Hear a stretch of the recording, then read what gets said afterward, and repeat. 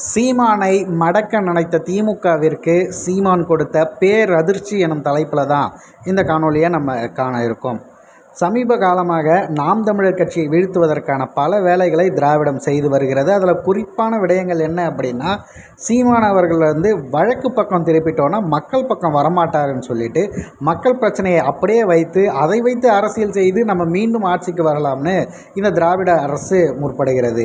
அப்படி இருக்கக்கூடிய நேரத்தில் தமிழக அரசியல் வரலாற்றில் இந்திய அளவிலே கூட எடுத்துக்கிட்டிங்கன்னா யாரும் பெரிதளவு பேசாத மிக முக்கியமான விஷயம் பஞ்சமி நில மீட்பு. அந்த விஷயத்தை எடுத்து நம்ம பேசுகிறோம் அப்படின்னு சொல்லிட்டு அண்ணன் சீமான் அவர்கள் 16ஆம் தேதி ஒரு கூட்டத்தை அறிவிக்கிறாரு.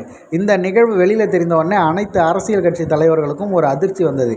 எல்லாருமே பார்த்திங்கன்னா இந்த சாதிவாரி கணக்கெடுப்பெல்லாம் பொதுவாக பேசியிருந்தாலும் கூட யாருமே இந்த பஞ்சமி நில மீட்பை பற்றி பெருமளவுக்கு பேசலை.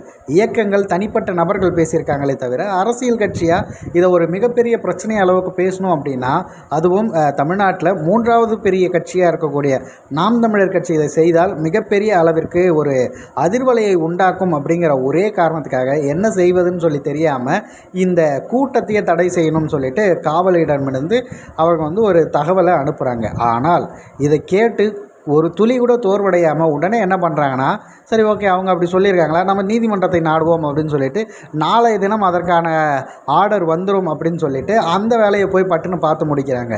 ஸோ தொடர்ச்சியாக சீமான் அவர்களுக்கு வரக்கூடிய அத்தனை பிரச்சனைகள் இருந்தும் நாம் தமிழர் கட்சியுடைய வழக்கறிஞர் பாசறை அடுத்து நொறுக்கிக்கிட்டு ஒவ்வொரு விஷயங்களாக முடிச்சுட்டு வந்துட்டுருக்காங்க.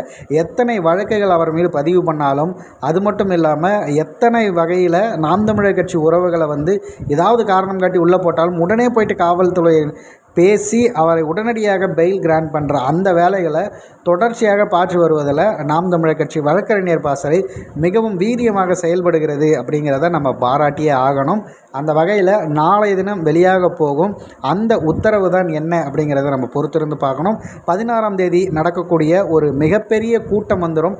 ஆயிரக்கணக்கான மக்கள் வருவாங்கன்னு பயந்து திராவிடம் செய்த அந்த வேலையை முறியடித்து மீண்டும் நாம் தமிழர் கட்சி அனைத்து பகுதிகளிலும் அதே அளவுக்கு போஸ்டர் ஒட்டி மீண்டும் அதே வேலைகளை நம்ம செய்ய இருக்கோம். இன்னும் 2 தினங்களே உள்ள நிலையில் பஞ்சமி நில மீட்பு அப்படிங்கிறது தமிழக அரசியல் வரலாற்றில் ஒரு மிகப்பெரிய திருப்பு முனையாக அமையும் அப்படின்னு எதிர்பார்க்கப்படுகிறது.